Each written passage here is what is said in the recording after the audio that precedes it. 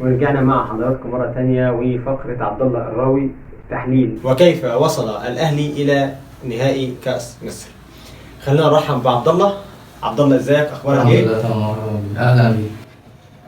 في البداية كده أهلا بيك في مقر جمهور الكرة. عاوزين نعرف كيف تغلب النادي الأهلي على إنبي بكل بساطة وباختصار. تمام. في البداية الأهلي كان بيلعب تيكي تاكا وكان بيهاجم. تمام. وكان الخصم إنبي، كان فريق إنبي كان بيدافع من أول مباراة كان بيدافع. تمام. وكان بيدافع دفاع متقدم، لأنه لو دافع دفاع متأخر الأهلي هيجيب أهداف، والأهلي هيهاجم من أول المباراة. وطبعا الأهلي عمل فرص كتير من الشوط الأول، وكان في فرصتين محققين فالأهلي ما استغلهمش. والأهلي كان المفروض هو الأهلي خلى اللعيبة يعني مثلا احنا نقول إنه النادي الأهلي هو اللي كان مستحوذ على المباراة، هو اللي كان ماسك الماتش. تمام. هو الأهلي كان أول ربع ساعة كان الأهلي تيكي تاكا، وكان فريق إنبي كان بيحوم نحو الكورة، فمفيش تفاعل بين فريق إنبي، وكان الأهلي عامل ضغط على إنبي ضغط كبير. تمام.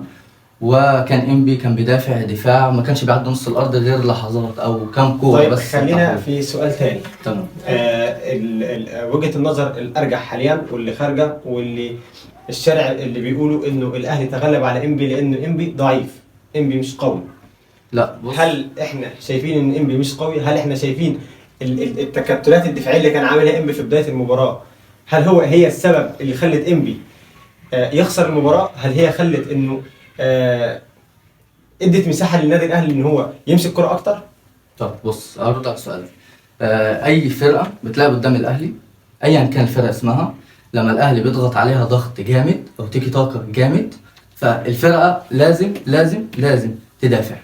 الفرقة كلها أيا كان الفرقة. وبعدين فريق إنبي فريق كبير، مش وحش، مش ضعيف، فريق كبير وفيه إمكانيات وفيه لعيبة وفيه مهاجم. يعني المهاجم اللي فيه كأحسن مهاجمين، يعني لما بيجي يلعب في أي مباراة بيجيب أهداف.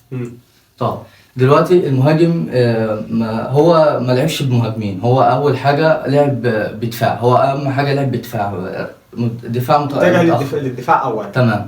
فالأهلي طبعا أكيد مفيش فرقة هتقدر على الأهلي في التيكي تاكا، وأنت عارف الأهلي الوحيد اللي بيعمل تيكي تاكا واستحواذ، ولازم الأهلي بيعمل استحواذ عشان إيه؟ عشان يجذب الفرقة اللي قدام ويحتل هو أرضية 18 نواحي الفريق. تمام. خليني أسألك سؤال تاني. هل شايف إنه مارسيل كولر بالتيم اللي موجود بالقوة الضاربة اللي احنا شايفينها مع مارسيل كولر واللعيبة حاليا، هل شايف إنه الفريق ده بالتيم ده بالقوة دي قادر على إنه تاخد بطولة أفريقيا، أو مرشحة بقوة أو مرشحة مش بقوة؟ يعني هل الثلاث مستويات أنت شايف إنه الأهلي مرشح بقوة ولا هياخدها بنسبة كبيرة ولا مرشح وخلاص؟ هو بص، هو في فريق، هو الاهلي كده اي بطوله بيدخلها بيكون الاول مرشح الاول لاي بطوله. تمام. سواء دوري ابطال افريقيا، السوبر، كاس مصر. تمام. فالاهلي هيوصل لنهائي كاس مصر، هو وصل لنهائي كاس مصر ومنتظر بيراميدز والزمالك. تمام. فاي فرقه الاهلي عموما لما بيدخل لاي بطوله بيبقى المرشح الاول، بس في فريقين مرشحين مع الاهلي برضو، لان انت شفت صن داونز السنه اللي فاتت عملت ايه في الاهلي، فصن داونز غلبت الاهلي 5. فالاهلي لما بيضرب، لما بيتغلب من المباراه مثلا بسكور عالي بيقوي الدنيا وبيوصل للبطوله وبياخدها، بياخد البطوله بتبقى اسهل بالنسبه له. تمام. فانا شايف الاهلي يقدر افريقيا السنه دي ان شاء الله، يعني هو المرشح الاول ليه. على الناحيه الثانيه بيراميدز، وخبر هو من العيار الثقيل، وهو انباء عن انه بيراميدز تنوي التعاقد مع محمد شريف، اللاعب المعار من النادي الاهلي الى نادي الخليج السعودي. شايف الخبر ده خبر يهز النادي الاهلي ولا شايف خبر عادي في ظل تواجد موديست وصلاح محسن وكهرباء؟ انا شايفه خبر برضو يهز برضو، لان هو محمد شريف واخد امكانيات النادي الاهلي كهجوم، فانا شايف لو راح بيراميدز هيعمل ضجه كبيره لهجوم بيراميدز، لان اللي بيطلع من النادي الاهلي اكيد بيبقى عنده خبرات، لانه دخل بطولات وعارف عارف المركز اللي هو بيلعب فيه، فاي فرقه هيروح فيها هيعمل ضجه باذن الله.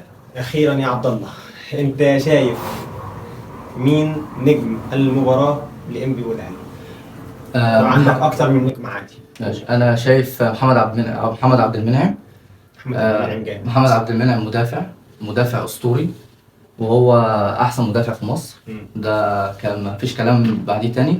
وهو يعني زي ما بيقولوا كده بلغه الكوره ان هو بياخد المهاجم في جيبه. تمام. ما بيخليش المهاجم يعدي. ما بيخليش المهاجم يعدي منه. وبعدين انت شفت مباراه انبي والاهلي، وهو كان بسم الله ما شاء الله من اول مباراه بيدافع دفاع يعني الله اكبر، مش حد كان بيعدي منه. على الناحيه الثانيه، شايف غياب رامي ربيعه عن مباراه الاسماعيلي هيكون ازاي؟ والله شايف رامي ربيعه هيأثر شويه على النادي الاهلي في ظل تواجد على الناحيه الثانيه في عندك محمد عبد المنعم، وفي عندك ياسر ابراهيم، فعندك خبرات ياسر ابراهيم ومحمد عبد المنعم. فانا شايف يعني رامي ربيعه برضو تأثير مؤثر برضو في غيابه للنادي الاهلي. كابتن من كباتن الفرقه فعلا.